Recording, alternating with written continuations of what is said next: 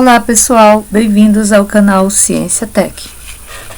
Antes mesmo do Dr. Duchenne descrever o caso de um menino de 9 anos que perdeu a capacidade de se locomover, o estudioso Edward Merriam descreveu 9 casos de distrofia muscular em 3 famílias distintas. Além disso, descreveu o caráter hereditário da doença, o que não foi descrito por Duchenne. Também relatou que a doença afeta mais meninos e que afeta os músculos, em vez dos nervos. Muito provavelmente, Dr. Duchenne deu o nome à doença pelo fato de ter sido um estudioso assíduo da condição, e o qual, de fato, descreveu com maior complexibilidade os sintomas. A história do Dr. Duchenne se deu em meio a um conflito bélico entre França e Inglaterra, comandado por nada mais nada menos que Napoleão Bonaparte, em 1806. Jean-Pierre Anthony Duchenne era comandante de um dos navios que fazia o cerco a mando de Bonaparte, e também ele era o pai do Dr. Duchenne. Dr. Duchenne era descrito como um baixinho obeso, mas ágil e de voz suave. Era considerado tímido e trabalhador, além de ser calvo e ter costeletas grossas.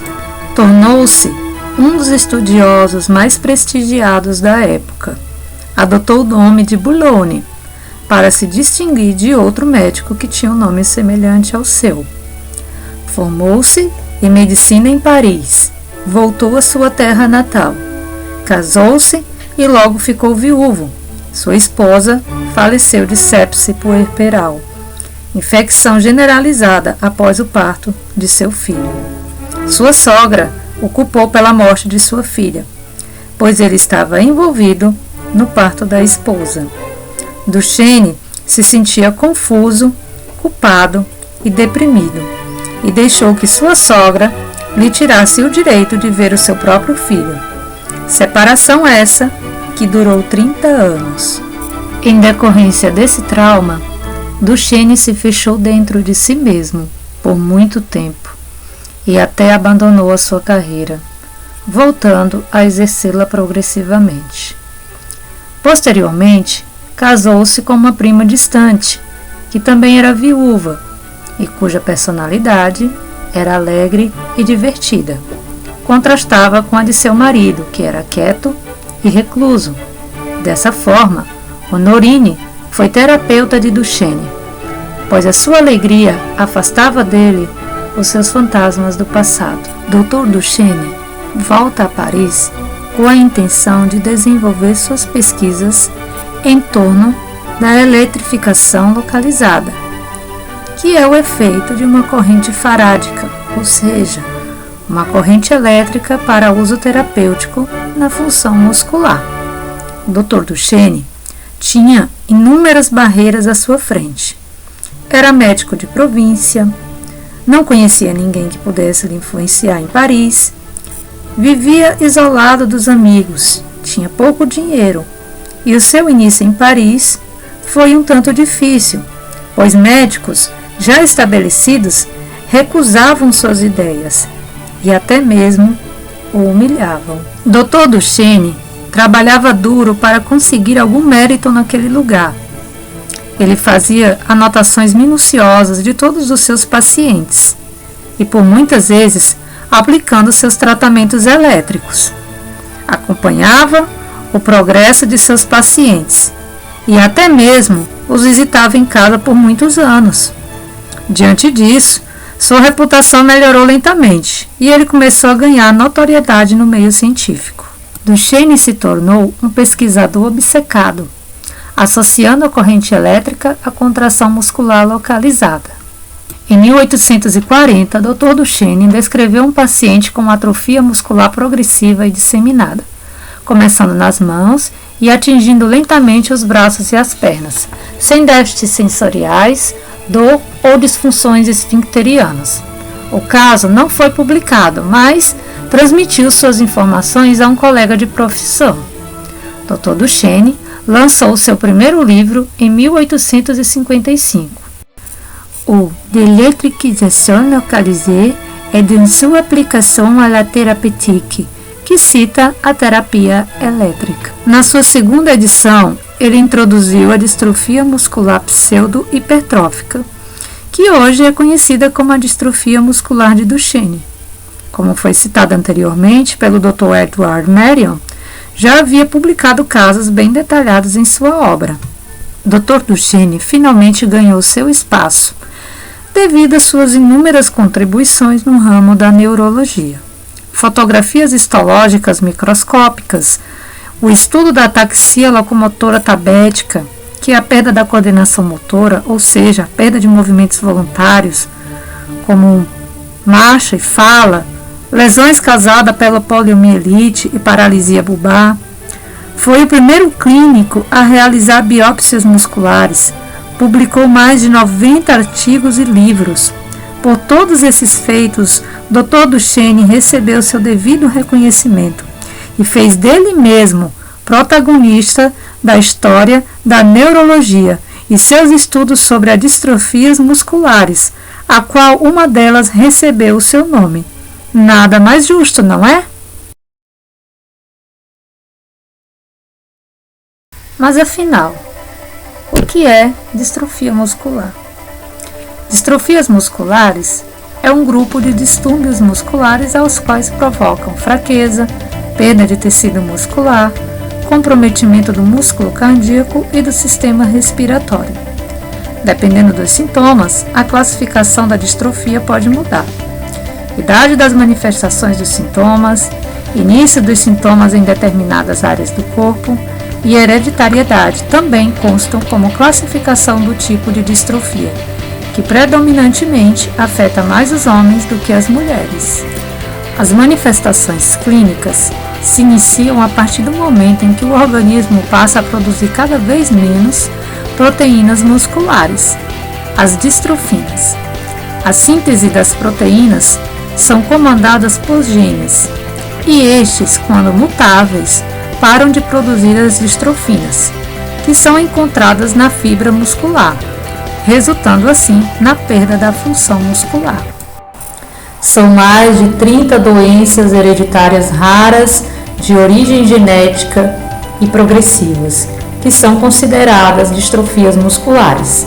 A distrofia muscular de Duchenne é considerada a mais comum delas, sucedida da distrofia muscular de Becker, distrofia muscular tipo cintura, distrofia muscular facio-escapulohumeral, distrofia muscular miotônica ou de Steiner e distrofia muscular congênita.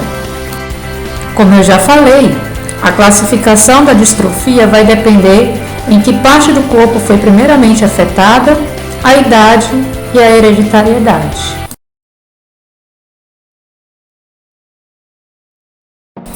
Engenharia genética, edição de genes. Será que essas técnicas podem dar alguma esperança aos portadores de distrofia muscular? Pesquisadores da Universidade do Texas corrigiram com sucesso o gene defeituoso da distrofia muscular de Duchenne, utilizando a enzima CRISPR-CPF1. O grupo da pesquisa já havia utilizado anteriormente o CRISPR-Cas9, um sistema padrão de edição gênica, mas esse experimento só havia sido testado em camundongos, por isso tiveram que usar uma variante do sistema de edição para que o teste fosse feito em células humanas e, posteriormente, corrigir o defeito não só em animais, como também em humanos. Os cientistas coletaram células de um paciente afetado pelo tipo de mutação mais comum de distrofia muscular, a distrofia muscular de Duchenne. Depois de cultivadas, eles corrigiram o gene in vitro para tentar recuperar a produção de distrofina. Segundo Eric Olson, chefe do Departamento de Biologia Molecular, co-diretor do Centro Sudoeste Cooperativo de Ralston, de pesquisa sobre distrofia muscular da Universidade do Texas, e também diretor do Centro Herman para a ciência e medicina regenerativa, esse estudo dá uma ferramenta promissora no tratamento e até mesmo na cura da doença. A pesquisa foi divulgada na famosa revista científica Science Advances. A diferença entre as duas enzimas CRISPR CPF1 e CRISPR Cas9 está no tamanho. A enzima CPF1 é muito menor que a Cas9, o que torna mais fácil o seu transporte para uma célula, dentro de um vírus, por exemplo. Ela também consegue reconhecer com mais facilidade uma sequência de DNA. A coautora Rhonda Bessel-Dubé cita que, por ignorar uma região de mutação ou reparar precisamente uma mutação no gene, a edição de genoma, utilizando a CPF1, não só corrigem as mutações, como também melhora a contração e a força do músculo. Os cientistas também descobriram que a mutação de Duchenne possui o gene mais longo do corpo humano. Pessoal, eu estou falando de um único gene, ok? Não uma célula ou um órgão, mas sim um gene. E como existem vários lugares, locos, no gene da distrofina, nos quais uma mutação pode ocorrer, obter flexibilidade na edição dos genes é importantíssimo. A edição de gene com CPF1 pode ser aplicada a um vasto número de mutações no gene da distrofina.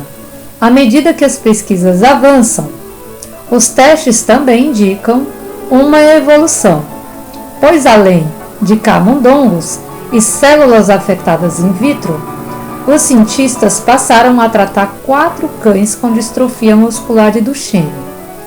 Estes tiveram suas células editadas para que houvesse a remoção permanente de uma barreira, a qual evita que a síntese proteica aumente.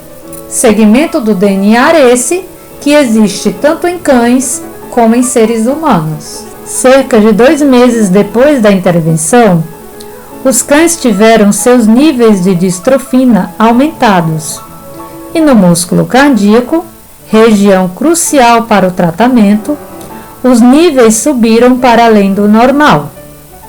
A revista Science publicou que não foi detectado quaisquer mudanças não intencionais em outras regiões do genoma, uma preocupação comum se tratando de tecnologia de edição de genes. Também não há evidências de que os cães tenham adoecido. Esse estudo marca o primeiro sucesso com um grande mamífero.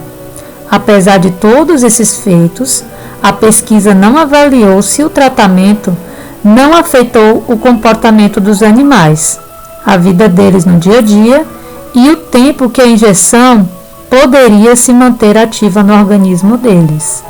Olson está na expectativa de que a intervenção pendure o suficiente para que seja utilizada apenas uma única dose dessa injeção, mas ele precisará de mais resultados para se ter uma ideia clara. Caso a pesquisa demore muito tempo, os cientistas terão que ficar sempre alterando o veículo viral, pois o corpo pode acabar neutralizando os anticorpos. Por isso, ainda há muitas dúvidas sobre a eficácia dos vírus nesse tratamento. Precisamos realizar estudos com segurança e eficácia a longo prazo nos cães. Haverá alguns anos até que estejamos prontos para testar isso em humanos, caso a tecnologia se prove frutífera, disse Olson. Agora, os portadores de distrofia muscular podem ter uma esperança concreta na cura não só da distrofia muscular de Duchenne, mas também nas demais distrofias. O que desejamos é que essas pessoas tenham força e que a progressão de suas condições seja lenta para que dê tempo delas alcançarem essa dádiva, que é a cura. É admirável a dedicação e a persistência do Dr. Eric Olson em busca da cura da distrofia muscular. Será ele Dr. Duchenne da atualidade? E aqui eu deixo uma mensagem para todos os portadores de distrofia muscular. Busquemos compreender as nossas limitações e a dos outros, sem jamais perder a fé e a esperança.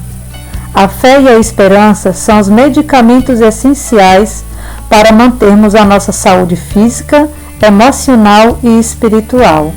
A fé sempre moverá grandes montanhas e nos trará o mais perto possível de Deus.